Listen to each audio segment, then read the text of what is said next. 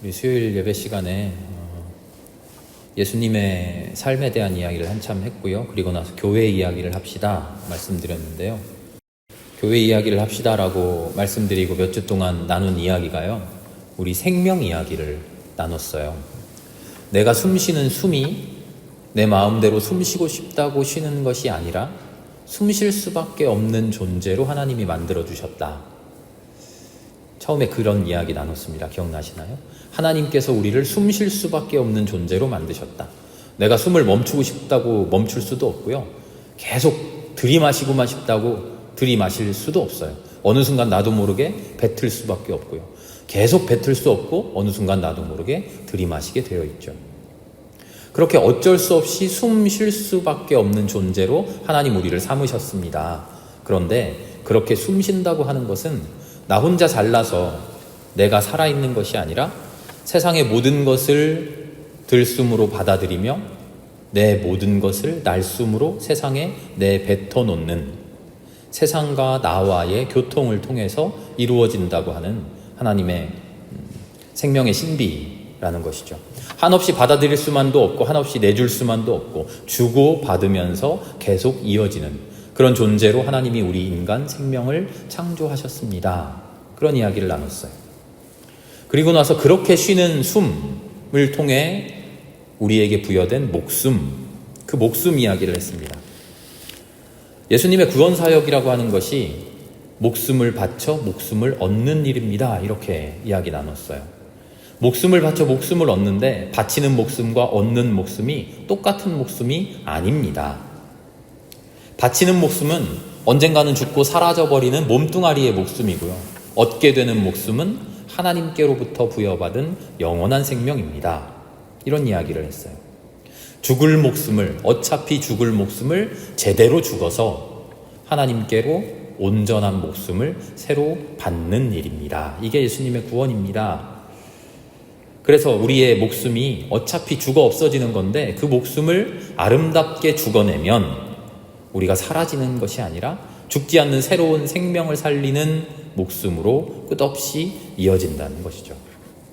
그게 서로 숨쉬고 산다는 것의 의미입니다. 나를 내어주고 너를 받아들이는 것, 나는 끊임없이 너를 위해 죽고 너는 또한 나를 위해 서로 죽어주는 것. 그렇게 서로 끝없이 죽으면 결국은 서로 영원히 살게 되는 것.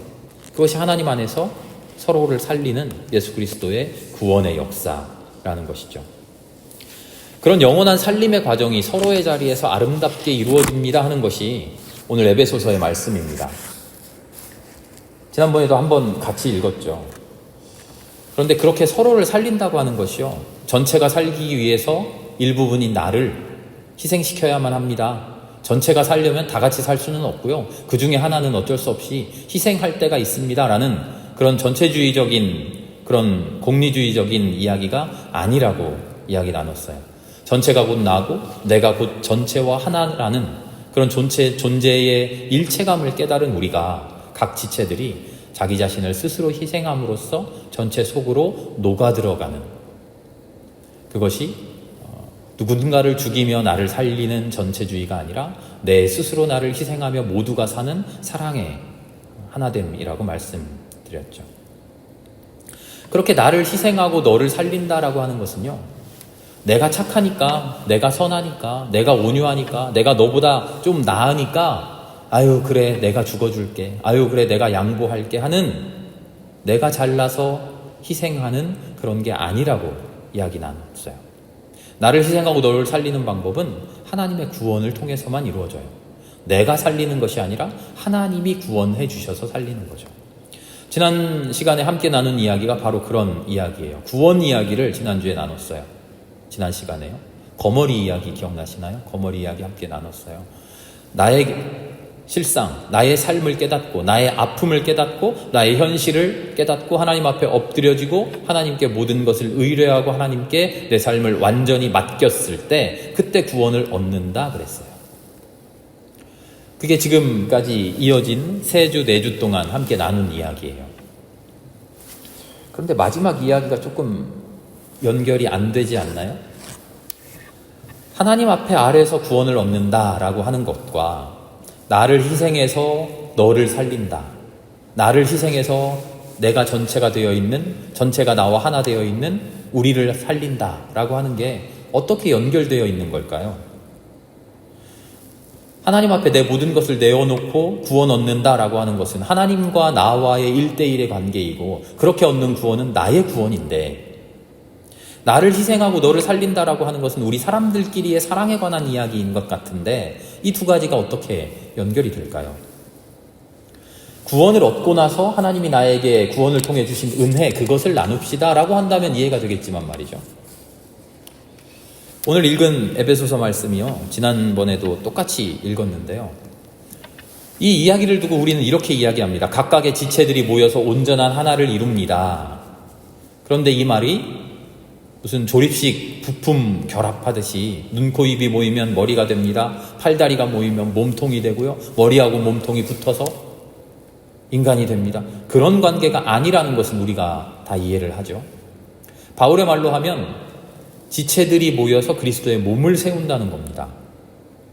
그리스도의 몸을 세우는 방법은 각자 하나하나가 온전한 존재가 되고, 그 온전한 하나가 모이고 모여서 커다란 하나를 이루는 것이라고 말하죠. 그렇게 각자 온전한 사람들이 함께 모여 커다란 온전한 존재를 모으는 것, 그것이 그리스도의 충만함의 경지라고 바울은 표현해요. 온전한 사람들이 하나로 모이려면 그 온전한 사람들의 모임에서는 그리스도께서 보여주신 것처럼 나를 죽이고 너를 살리는 그런 삶이 일어날 수밖에 없다는 것이죠. 그렇게 십자가의 삶을 살 때 우리가 온전해진다는 겁니다. 그래서 16절의 말씀이 바로 그것입니다. 온몸이 머리이신 그리스도께 속해 있고 갖추어져 있는 각 마디를 통하여 연결되고 결합됩니다. 각 지체가 하나로 연결되고 결합되는 것은요, 그리스도에게 속해져 있을 때, 그리스도의 사랑으로 연결될 때 가능하다는 것이죠. 각 지체가 그 맡은 분량대로 활동함을 따라 몸이 자라나고 사랑 안에서 몸이 건설됩니다. 그냥 조립식 연결하듯이 이거 하나 갖다 붙이면 연결되는 게 아니라 사랑 안에서 건설된다는 거죠. 그 사랑의 정체가 구체적으로 표현하자면 희생이고요. 우리가 목숨 바쳐 얻는 목숨 이야기할 때 그 목숨 바친다는 것이고요. 그 희생은 더 구체적으로 그리스도께서 보여주신 희생인 것이죠. 다시 오늘의 이야기로 돌아오면요, 그런 희생 이야기를 했고 내가 얻는 구원 이야기를 했어요. 그런데 이 두 가지가 어떻게 결합될까 하는 것이 오늘 문제, 함께 고민할 문제라고 말씀드렸어요. 내가 내 목숨 바쳐서 내가 온전해지면서 그리스도의 사랑을 실천할 수 있는 온전한 존재가 되면서, 그런 온전한 존재로 누군가와 만나 희생을 하며 그를 사랑으로 섬긴다라고 하는 것이 내가 하나님께 내 사정을 아뢰고 구원받는 것과는 어떻게 연관되어 있습니까? 하는 거죠. 이 두 가지 관계가 서먹하게 느껴지는 것은요, 우리가 구원에 대한 개념을 철저하게 내 자신의 일로만 생각하고 있기 때문이에요. 구원받는다고 하는 것은요, 철저하게 나의 구원이에요. 내가 하나님께 구원받는 거고요, 하나님이 나에게 은혜 베풀어 주시는 거고요. 그래서 내 삶이 바뀌는 것. 우리는 구원을 생각할 때 그렇게 생각해요. 그렇게 생각한 연후에 그런 내가 다른 사람과 어떤 관계를 맺을까? 그런 내가 누군가에게 그리스도처럼 사랑 베풀까? 그 다음 단계를 생각하는 거죠. 그런데 진짜 그럴까요?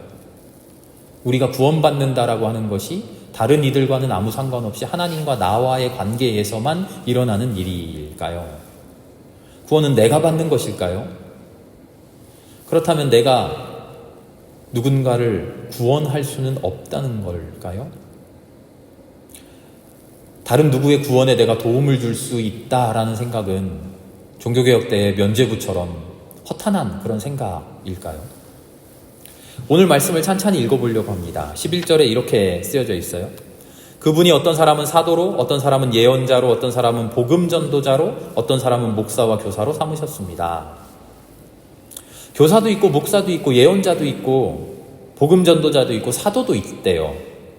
그렇게 서로 다른 임무, 다른 역할이 있다고 하는 것은 눈, 코, 입, 귀 서로 다른 기관들이 있듯이 서로 기능이 다르고 서로 역할이 다르다는 그런 이야기일까요?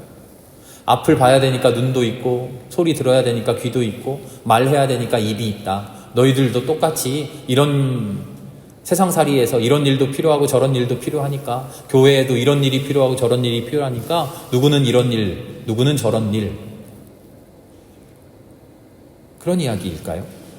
다음 구절을 보면요, 12절을 보면 서로 다른 존재로 만들어주신 이유를 바울이 이렇게 설명합니다. 그것은 성도들을 준비시켜서 봉사의 일을 하게 하고 그리스도의 몸을 세우게 하려고 하는 것입니다. 봉사의 일을 하게 한다. 맞네요. 이런 일, 교회에도 이런 일도 있고 식당 봉사도 있고 말씀 봉사도 있고 기도 봉사도 있고 그렇게 교회에 여러 가지 봉사를 하라는 말인 것처럼 보입니다. 그러나 바울이 말하는 봉사는 그런 봉사가 아니에요. 교회 일을 위해서 집사를 세우고 권사를 세우고 장로를 세우고 하는 그런 일이 아니에요. 무슨 부장, 부역장, 자치회장 그런 직책을 맡는 이야기가 아니에요. 그 뒤에 뭐라고 말하죠? 봉사의 일을 하게 하고 그리스도의 몸을 세우게 하려고 하는 것입니다. 이 그리스도의 몸을 그리스도의 몸 이꼬르 교회 이렇게만 해석해버리면 앞에 이야기한 게 맞습니다만 그렇지가 않아요. 그리스도의 몸을 세운다는 것은요, 단순히 교회를 세운다, 교회를 섬긴다 하는 이야기가 아니라 그리스도께서 사셨던 그 삶을 내 삶에서도 세워간다 하는 거예요. 그리스도께서 사셨던 그 삶을 내 안에 이루어 간다는 거예요. 그리스도의 삶을 본받아서 살기 위함이라는 거예요. 모두가 자기의 삶을 그리스도의 삶처럼 온전히 세워갈 수 있도록, 그리스도의 삶을 본받아 살아갈 수 있도록 누구는 교사의 일을 통해서, 누구는 목사의 일을 통해서, 누구는 선지자의 일을 통해서, 누구는 사도의 일을 통해서 그리스도의 몸으로 바로 설 수 있도록 만들어주셨다는 거예요. 다시 말하면요, 바울이 오늘 이야기하는 것은요, 내가 교회를 위해서 교사로 봉사해, 그런 이야기가 아니라 하나님이 나에게 허락해 주신 교사라는 일을 통해서 내가 그리스도처럼 사는 사람 된다는 거예요. 나는 목사로 교회를 섬겨, 교회에 봉사해, 이런 이야기가 아니라요, 하나님이 나를 목사로 삼아주셔서 그 목사의 삶을 통해서 그리스도의 삶을 깨닫고 본받을 수 있게, 그리스도를 따라 살아갈 수 있게, 내 안에 그리스도의 몸이 세워질 수 있게 나를 만들어주신다는 거예요. 나는 교회를 위해서 예언을 해, 나는 그런 사람이야, 그런 봉사를 맡은 사람이야, 그런 이야기가 아니고요, 하나님이 나를 예언할 수 있는 사람으로 만들어주셔서 그 예언을 함을 통해서 내가 그리스도의 삶을 닮아갈 수 있게 해주신다는 거예요. 그 영광을, 그 은혜를 허락받았다는 거예요. 그래서 13절의 말씀이 이렇게 이어집니다. 그리하여 우리가 모두가 하나님의 아들을 믿는 일과 아는 일에 하나 되고 온전한 사람이 되어서 그리스도의 충만하심의 경지에까지 다다르게 됩니다. 누구는 교사가 되고 누구는 목사가 되고 누구는 선지자가 되고 누구는 예언자가 되고 누구는 사도가 되어서 그렇게 각 역할을 열심히 봉사하고 열심히 노력해서 그리스도의 몸된 교회를 잘 섬겼다, 그런 이야기가 아니에요. 바울은 그런 얘기를 하고 있지 않아요. 우리가 봉사해서 각자의 역할을 잘 맡아서 교회가 잘 세워졌다, 그렇게 말하지 않고요, 우리가 온전한 사람이 되고 우리가 그리스도의 충만함에 다다르게 되었다, 바울은 이렇게 고백하고 있어요.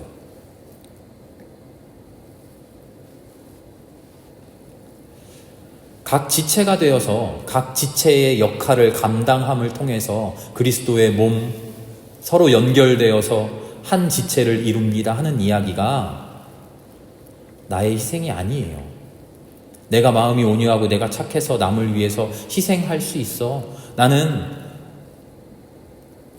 전체 몸된 교회가 살기 위해서 나는 손가락인데 내 손가락 하나 희생할 수 있어, 이런 이야기가 아니에요. 전체를 살리기 위해 내가 양보한다, 그런 이야기가 아니에요. 철저하게 하나님의 구원의 이야기예요. 하나님이 우리를 구원하심에 대한 고백이에요. 내가 하나님 앞에 내 사정을 아뢰었더니 나를 교사로 삼아주셔서 내 삶을 구원해 주셔요. 그래, 너의 사정이 이렇구나.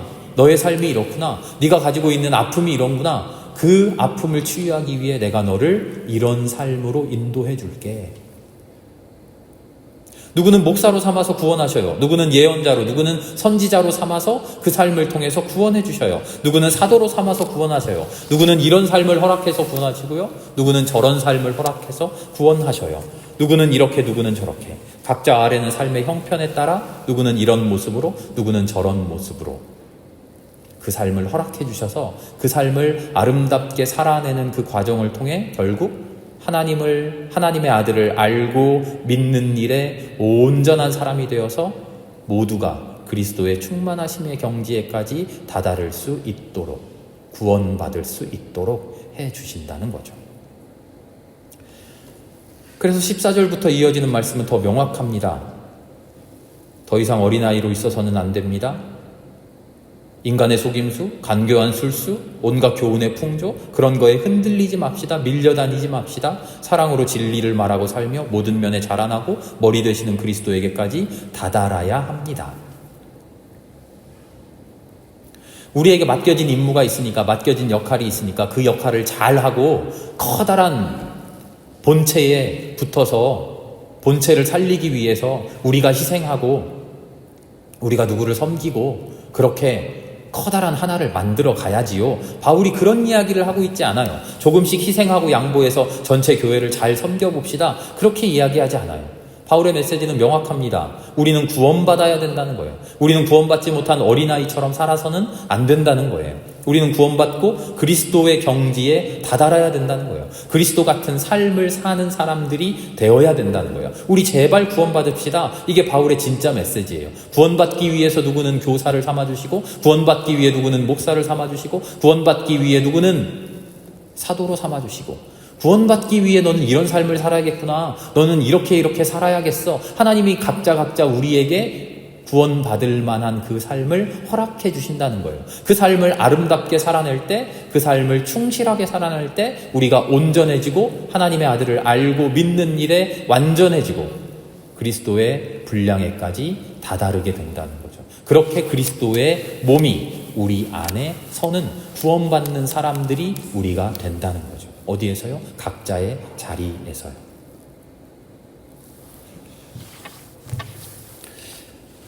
이전에는요, 이 말씀 가지고 각각의 지체가 모여서 하나의 몸을 이룹니다. 그 몸을 위해 지체들이 봉사합니다. 그렇게 이야기했었는데요. 그럼 이전에 이야기했던 말들은 성경 말씀을 다 잘못 말한 걸까요? 아니에요. 성경은 참 오묘하게도요, 이런 식으로 성찰한 깨달음과 저런 식으로 성찰한 깨달음이 전혀 다른 것 같은데 이 깨달음과 이 은혜가 한 지점에서 만나요. 그게 성경의 위대함이에요. 그게 하나님의 진리의 충만하심이에요. 전혀 다른 이야기 같고 전혀 상관없는 이야기 같은데, 그래서 내가 잘못 생각했었나? 예전에 들은 말씀이 틀렸나 싶기도 한데 전혀 그렇지 않아요. 하나님의 진리는요, 인간의 이해를, 인간의 차원을 초월해 있어서요, 우리 인간들은 하나님의 말씀의 오묘한 차원을, 그 무한한 면면을 하나하나 겨우 깨우쳐 갈 뿐이에요. 오늘 우리는 에베소서 6장에 나온 교회라는 모임에 대한, 공동체에 대한 바울의 말씀을 묵상하면서 두 가지 측면이 하나로 연결되어 있는 것을 어렴풋하게 알게 돼요. 그 하나는 이겁니다. 구원이라고 하는 것은요, 서로가 서로를 살려가는 거예요. 내 삶을 내가 기꺼이 희생해서 누군가를 살려주는 거예요. 그게 구원이에요. 그리스도께서 그렇게 사셨잖아요. 우리도 그렇게 사는 사람이 되는 거예요. 그게 구원입니다. 이게 한편에 있는 이해죠. 또 다른 편에 있는 구원에 대한 이해는 이런 거예요. 구원은 나의 간절한 아뢰음과 순종에 응답해 주시는 하나님께서 나에게 온전하게 베풀어 주시는 은혜입니다. 하나님이 나를 이런 사람 만들어 주시고 나에게 이런 것 베풀어 주시고 베풀어 주신 모든 것 가지고 내 삶이 구원 얻습니다. 이런 두 가지 전혀 다른 것만 같은 신앙 고백이 결코 상반되는 것이 아니라 바울의 고백 속에 온전히 하나로 되어 일치하고 있다는 것이죠. 주님의 말씀을 읽어가다 보면요, 하나님께서 우리에게 주시는 깨달음이 전혀 다른 모습으로 다가오기도 합니다. 어떨 때는 A라는 이야기를 하시는 것 같고 어떨 때는 B라는 이야기를 하시는 것 같고 이것도 맞는 것 같고 저것도 맞는 것 같은데 A와 B가 전혀 다른 이야기 같고 그러나 정확한 것은 그러나 확실한 것은 하나님은 이 모든 깨달음을 통해 우리를 온전한 삶으로 인도해 가고 계신다는 거죠. 하나님이 우리를 온전한 삶으로 인도해 가시기 위해 하나님의 진리를 하나하나 깨달아 가게 하신다는 거죠.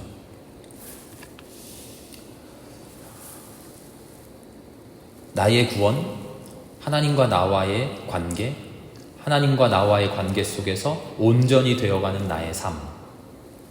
다른 한편으로는 하나님께서 나에게 주신 그 삶을 그리스도께서 보여주셨던 것처럼 누군가를 섬기고 누군가를 사랑하는 아름다운 모습으로 희생해가는 삶, 그 구원. 이 두 가지 서로 다른 구원들이 어떻게 우리의 삶을 만들어가고 어떻게 우리의 삶을 아름답게 이루어가는지 우리는 기도 중에 고민해야 됩니다. 다음 시간부터는요, 그런 신앙 고백들이 서로 다른 신앙 고백들이 실제 교회의 삶으로 어떻게 이어져 가고 있었는지 혹은 어떻게 막혀져서 이어지지 못하고 있었는지를 교회들의 그 옛날 바울 시대의 교회들의 여러 모습을 가지고 함께 나누어 보도록 하겠습니다. 함께 기도합니다.